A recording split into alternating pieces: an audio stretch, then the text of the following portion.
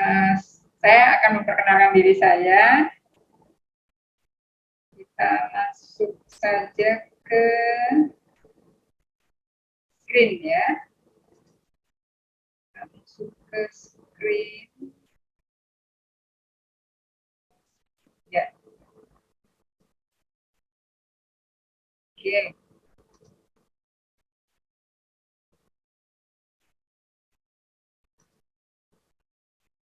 Nah, di sini teman-teman bisa lihat ya. Nama lengkap saya Niluwayan Janawati. Nama panggilan Jana. Ya, Bali asli dari Denpasar. Nah, saat ini profesi saya adalah seorang coach, healer, konselor, dan terapis. Oke, kita lanjut. Buku saya ya, ini yang terbaru di akhir tahun kemarin. Kemudian Facebook pribadi Janawati Lu, silakan di add atau di follow boleh. Kemudian Instagram pribadi Janawati Life Coach. Ini juga saya banyak sharing tentang numerologi. Nah, sebagai healer dan terapis, saya tergabung di komunitas Galaxy Bali. Jadi kami ada layanan terapi energi dan training energi. Jadi kalau yang sudah pernah dengan saya di Facebook, saya sering siaran langsung kalau saya lagi.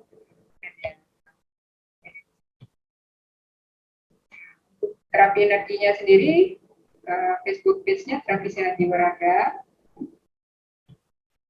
Instagram-nya Terapi Langsung. Nah, untuk numerologi sendiri ada Facebook page-nya konseling numerologi online. Nah, di sini ada penjelasannya, kemudian testimoni para klien yang saya tangani. Juga kalau ada pertanyaan-pertanyaan bisa ditulis di sini ya. Nah, selanjutnya saya juga ada pembuatan audio rezeki. Jadi audio rezeki ini dibuat khusus untuk Anda dengan nama Anda di dalamnya, serta cita-cita, harapan, solusi dari tantangan hidup yang sedang dihadapi di saat khusus. Jadi tidak dibuat massal ya, jadi sangat-sangat personal dan private. Dan ada juga audio langsing juga personal dan private, bukan untuk massal. Kemudian ada sesi belajar kontemplasi. Nah, ini kontemplasi itu perenungan diri dengan menyanyikan HU. HU itu HU. Saya juga anggota dari organisasi kontemplasinya, jadi sekitar di bawah Singapura. Saya juga berbagi bagaimana melakukan kontemplasi dalam apa-apa. Jadi bisa dilihat di Facebook Belajar Kontemplasi. Oke, kemudian perkenalan saya. Ini rupanya Mbak Lydia belum masuk ya, masih ada trouble dengan internetnya. Nah, gimana kita langsung masuk ke yang kedua. Yang kedua, share screen-nya adalah tentang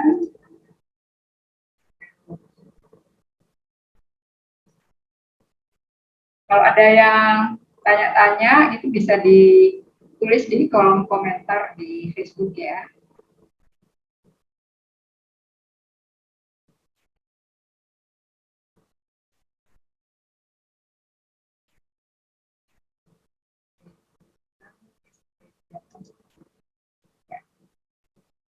Jadi Mbak Lydia meminta saya untuk sharing tentang numerologi. ada apa dengan numerologi. Nah, mungkin banyak orang yang istilahnya belum paham ya numerologi itu apa sih. Numero itu dari numerik angka, jadi ilmu tentang angka gitu ya. Sederhananya ya. Makanya di sini gambarnya angka-angka semua.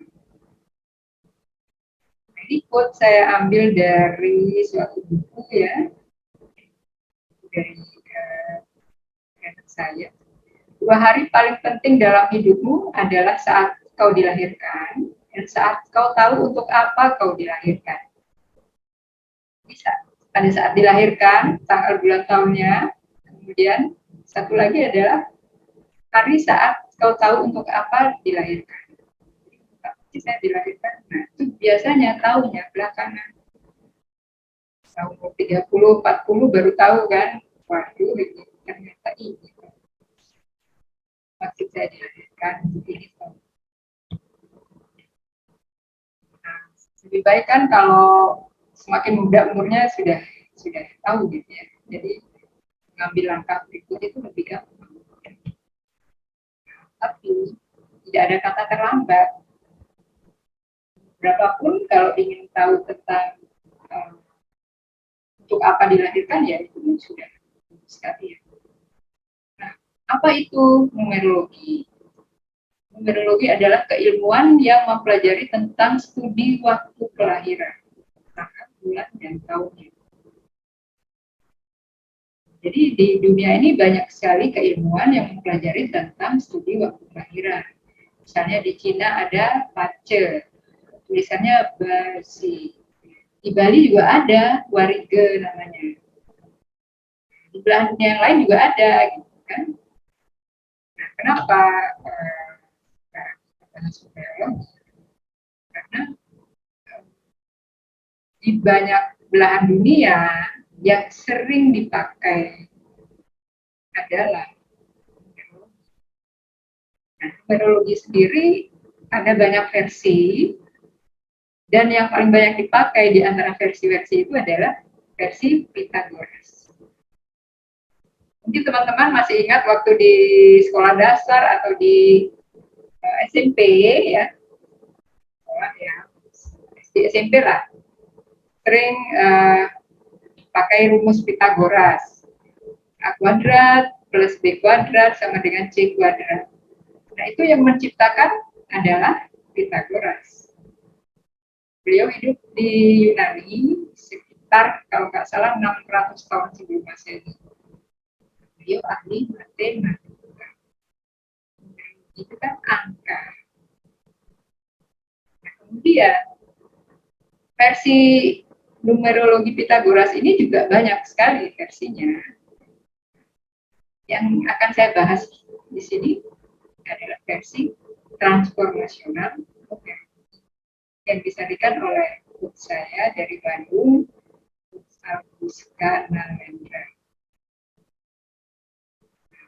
Kenapa disebut transformasional numerologi? Karena hasil dari numerologinya ini bisa digunakan untuk transformasi atau perubahan diri menjadi lebih baik. Karena beliau juga seorang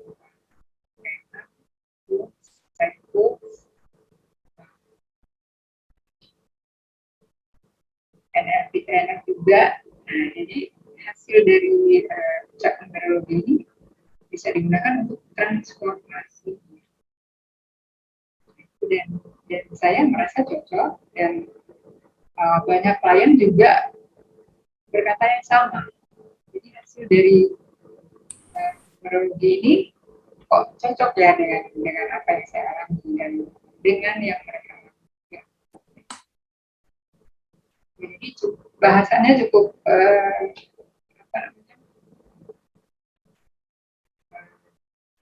segmental ya, segmented ya. Nah, kemudian kenapa sih kita belajar numerologi? Apa sih manfaatnya? Atau kenapa sih bahasanya cukup melakukan konseling numerologi? Manfaatnya antara lain, kita bisa mengenal diri sendiri lebih baik di tingkat yang lebih dalam. Nah, kita dengan gampang mengenal orang lain gitu, tapi mengenal diri sendiri itu kok susah banget.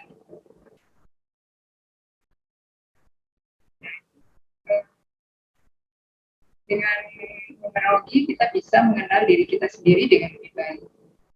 Juga mengetahui potensi terbaik atau kelebihan diri kita yang bisa kita fokuskan untuk membina hubungan dengan orang lain maupun digunakan dalam pekerjaan. Fokus pada kelebihan yang kita punya. Dan juga kita tahu kelemahan kita sehingga bisa kita kelola dengan baik dan antisipasi jika itu terjadi. Karena kan kelebihan dan kelemahan selalu berjalan beriringan. Kelebihan kita bisa fokuskan untuk membina hubungan dengan orang lain atau dalam pekerjaan. Dan kita tahu kelemahan kita dan antisipasi jika itu terjadi apa yang kita lakukan. Dan tahu tema dan peran kita dalam kehidupan ini. Nah, ini akan lebih banyak di penjelasan masing-masing angkanya. Ya. Karena tema ini akan berulang dalam perjalanan kehidupan. Kalau peran ini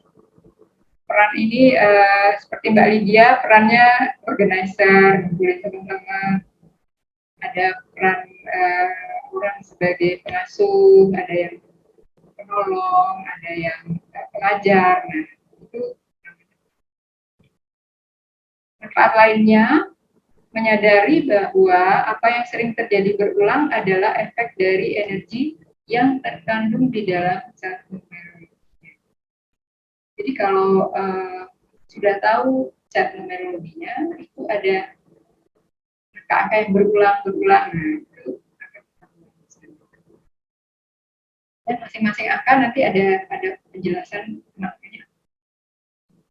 Kemudian kita bisa menerima dengan ikhlas saat ada kejadian buruk. Sebenarnya nggak buruk ya, kalau kita bisa paham. Jadi kalau saat ada kejadian buruk yang terjadi dan mengambil pelajaran darinya. Kalau sudah paham ya tidak buruk lagi jadinya. Tetapi bagaimana antisipasinya? Kemudian bisa menjalani hidup lebih mantap, tidak terombang-ambing, dan lebih bermakna bagi diri sendiri, keluarga, dan masyarakat. Kalau sudah tahu perannya, jadi kita tidak mengambil peran orang lain gitu. Jadinya ini arti dari tidak terombang-ambing. Oke, misalnya peran saya organizer, karena saya juga ada apa-apanya. Peran saya juga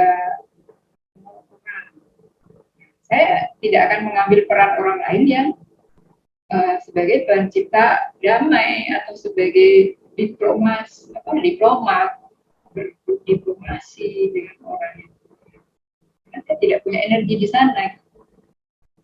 Jadi bisa menjalani hidup lebih mantap, tidak terombang. Kita fokus dengan peran kita dan itu akan jadi lebih bermakna.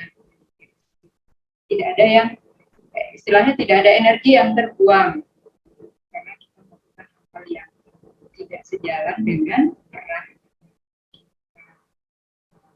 yang Tuhan titipkan ke kita. Nah, ukuran yang dipakai apa dalam numerologi? Yang dipakai ada dua ya, waktu kelahiran, tanggal, bulan, tahun. Nah, ini merupakan energi primer karena tanggal lahir tidak bisa diganti. Nah, terus ada pertanyaan, waktu saya lahir itu sesar. Nah, sesar pun tetap kan kepala bayinya nongol tuh tanggal, bulan, tahun itu gitu. Tetap walaupun sesar itu tetap sama dengan kelahiran normal. Kemudian kelebihan dari numerologi ini dibandingkan dengan studi kelahiran yang lain adalah bisa dipakai untuk nama lengkap dan nama panggilan hanya di numerologi saja. Di pace atau di tempat lain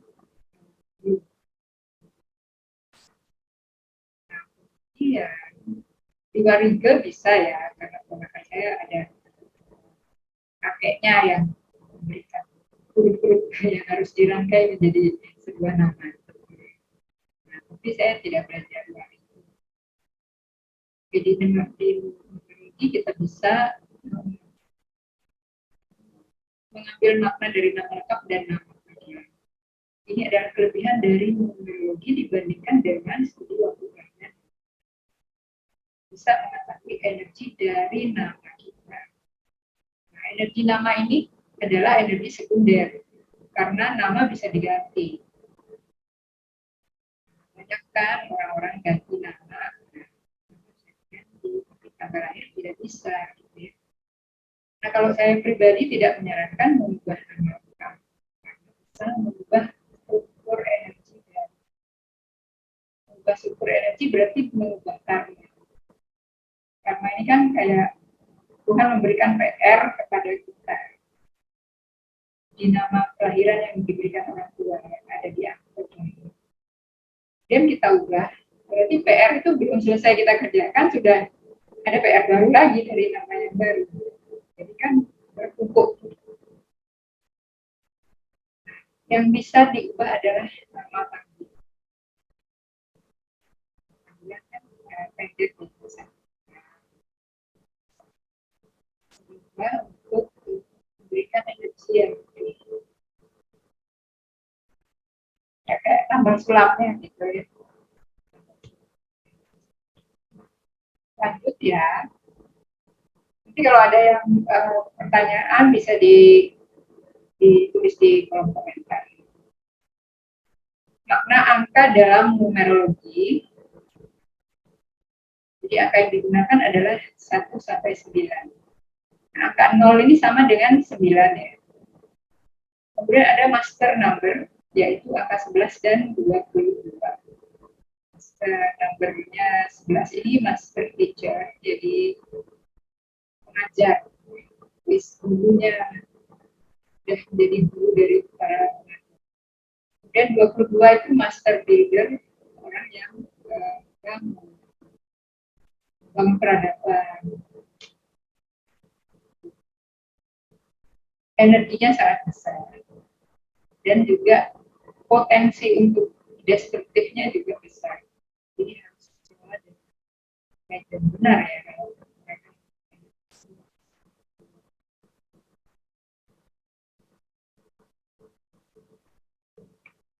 Dari kecil orang tuanya sudah tahu anaknya punya energi ini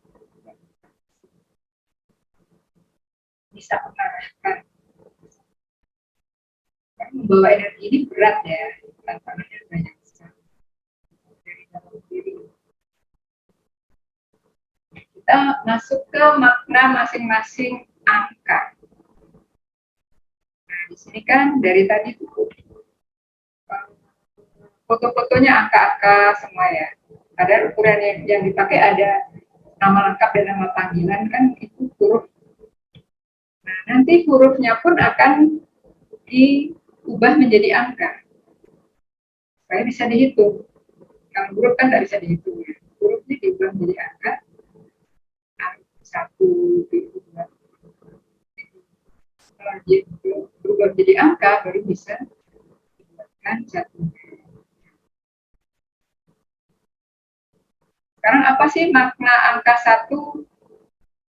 Nah, masing-masing angka punya kekuatan dan kelemahan, selalu berjalan beriringan. Dan peran seseorang yang memiliki angka 1, perannya apa?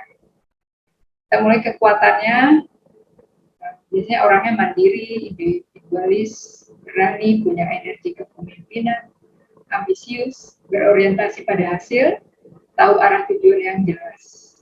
Melambangkan awal permulaan, sumber inovasi, dan keautentikan. Nah, ini saya banget ya. Kemudian kelemahannya keras kepala, keras dalam menyampaikan pendapat, apa adanya, dan tanpa basa-basi.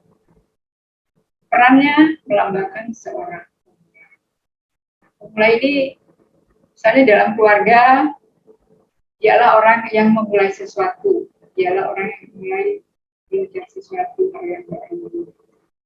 dalam komunitas dialah yang jadi seorang itu kan pengikutnya dia pemulai. Kemudian angka 2 ya, ini angka 2 ini pengikut. Angka 2 kekuatannya adalah dia baik dalam bekerja sama, diplomasi, strategi, sportif, pandai menasehati, feminim, penyayang, suka musik dan seni. Terus kelemahannya apa? Tidak suka konflik dan konfrontasi langsung, rapuh, mudah mengalah, mudah terluka, sulit menerima. Perannya melambangkan seorang pencipta damai. Ini karena dia kan bisa bekerjasama dengan orang lain, pintar berdiplomasi, punya strategi yang jitu, kemudian cocok menjadi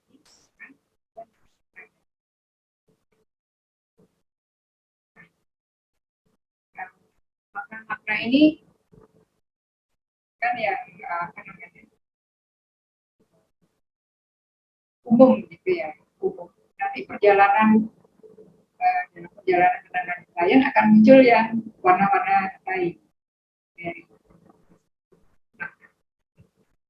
Makna angka 3, kekuatannya dia seorang yang kreatif, inspiratif, semangat, ekspresif, komunikatif, optimis, antusias, biasanya inspirator, motivator, selebriti. Nah, ini mereka punya.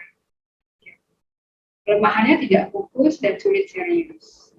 Melambangkan sinar matahari karena pandai mengangkat suasana, menikmati hidup dengan santai dan menyenangkan. Pandai mengangkat suasana. Artis, gitu ya. Makna angka 4, kekuatannya adalah praktis, tajam, detail, fokus, teliti, teratur, sistematis, disiplin, bisa diandalkan, tepat, mandiri, jujur, apa adanya. Kelemahannya tidak suka dengan perubahan. Jadi kekeh pakai cara lama. Sulit beradaptasi dengan perubahan atau hal yang baru. Nah, ini orang-orang keempat ini mesti belajar untuk menerima. Kemudian melambangkan batu peletakan pertama menjadi fondasi dari banyak manusia. Karena 4, kalau kursi kakinya 4 kan fondasinya kuat. Kalau kakinya 3 kan bisa jatuh, gitu ya. 4, kursi kaki 4. Melambangkan fondasi. Nah, 4 ini karena dia berada detail, fokus, teliti,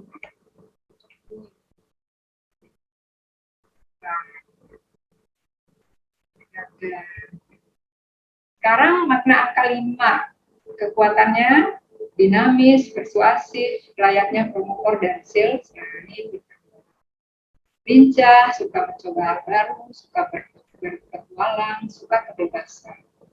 Jadi tidak suka dikekang ya, kerja sendiri atau freelance, saya tidak suka yang naik turun. Kelemahannya apa? Sulit fokus pada satu hal, tapi lebih suka fokus pada beberapa hal sekaligus. Karena dia punya daya konsentrasi bagus. Beberapa hal dia fokus, dia lebih suka. Tapi juga mudah terganggu dengan kesenangan instan. Ada yang baru lagi, langsung. Yang lama ditinggal. Padahal belum selesai itu kerjaan yang lama itu. Dan hal baru dia langsung. Melambangkan seorang petualang. Ini kayak apa? Kalau di film ada film MacGyver, nah dia kayak MacGyver ya, petualang, bisa segala hal, bisa itu. Dan makna angka 6, kekuatannya dia memiliki rasa sayang ya, harmonis, komitmen, peduli, simpatik, melindungi, mengasuh, dan bertanggung jawab. Peduli pada pernikahan, keluarga, dan komunitas. Kemudiannya apa? Bisa mengorbankan diri sendiri demi orang lain, tidak banyak menuntut demi kepentingan orang lain. Jadi dirinya sendiri menderita demi orang lain. Nah, ini sering banyak klien saya yang begini nih. Nah, dia sendiri tidak mengerti kenapa gitu kan. Ternyata oh ya, nah, karena melambangkan keibuan atau kebapaan sebagai guru dan pendidik. Kalau di seorang bapak ini sangat sayang banget sama anak, mengasuh banget gitu. Makna angka 7, kekuatannya, nah ini angka 7 adalah angka spiritual, suka mencari kebenaran, analitis, fokus, kontemplatif, meditatif, suka belajar, mengumpulkan kebijaksanaan dan pengetahuan, pemikir intelektual dan abstrak. Kelemahannya apa? Fokus ke dalam diri sendiri, merenungkan banyak hal sampai lupa dengan dunia luar.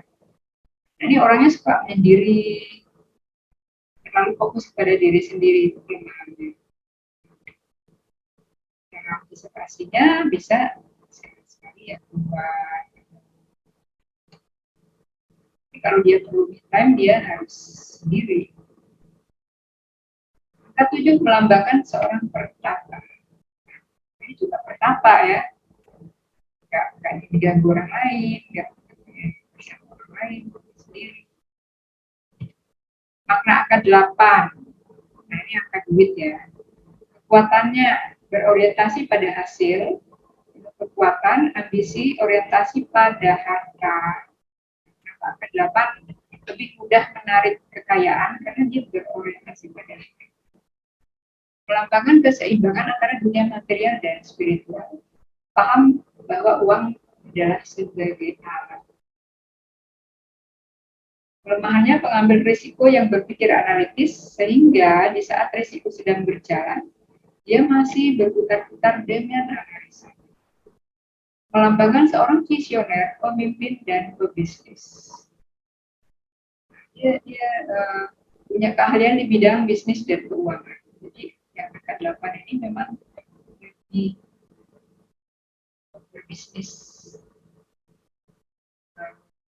Kalaupun tidak berbisnis, seperti adik saya paling kecil dokter ya, tapi dia dokter di ternyata tugasnya tidak untuk periksa pasien ternyata ya, tapi tugasnya dia di struktural, jadi di manajemen sakitnya.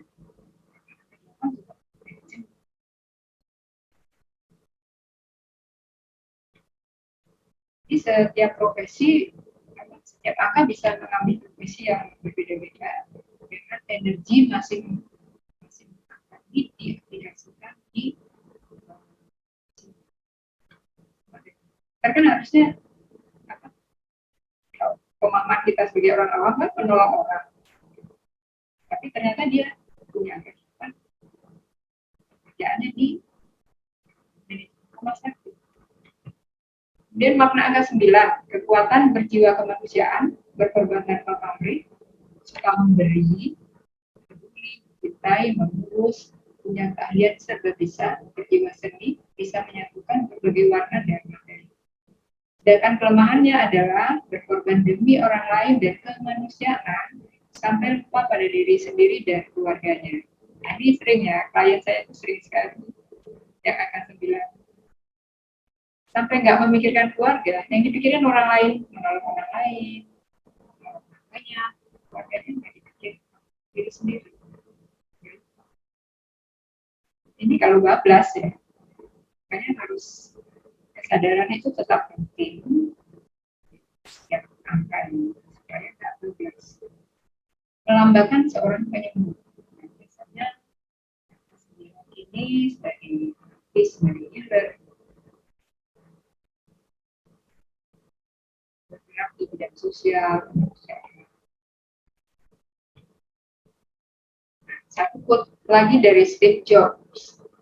Waktumu terbatas. Jangan menyia-nyiakannya dengan menjalani hidup orang lain. Nah, kalau kita sudah tahu numerologi kita, sudah tahu kita punya angka apa, angka kita beda angka itu, kita akan menjalani fokus dengan peran kita. Kita tidak akan menjalani peran lain.